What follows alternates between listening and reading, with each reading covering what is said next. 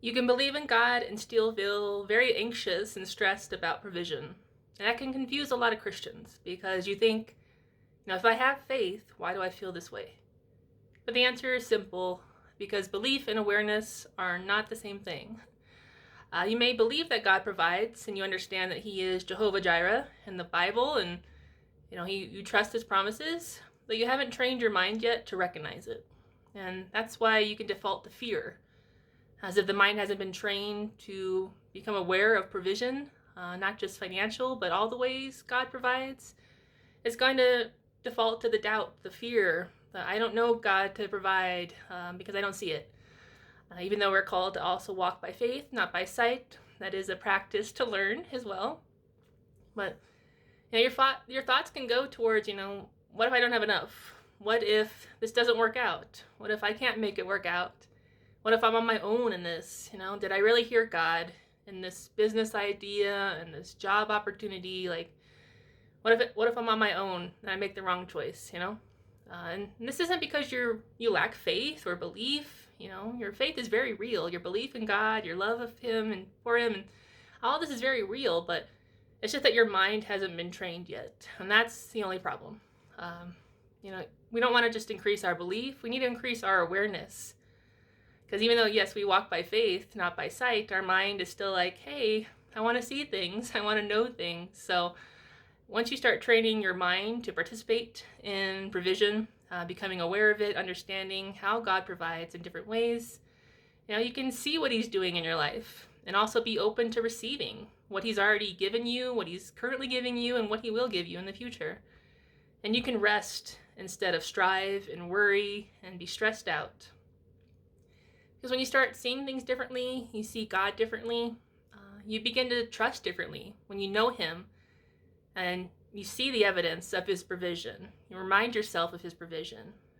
This isn't about you trying to have more faith, more devotion, more love for Him. It's about just recognizing what's already true, what God's already promised and provided, because He told you He's never going to leave you. He's never going to forsake you. Jesus is the same yesterday, today, and tomorrow. So we know that if He provided yesterday, He's going to provide today, and He's going to provide tomorrow. He is Jehovah Jireh every moment of every day, no matter if it is yesterday, today, or tomorrow. You can trust that His character remains faithful and consistent. You can believe in God and constantly give Him your anxieties and your worries about provision. I just want you to ask yourself, where do you default to? Where does your mind, your thought process default to when you feel uncertain about provision? An unexpected bill, an issue that comes up, something's late. How do you respond? I know I stress out a little bit, but I've been working on it. The more I've become aware of God's provision, not just financially, but in clarity and peace and wisdom, everything. Even relational help, strangers helping out. The way God orchestrates provision is fascinating once you become aware of it.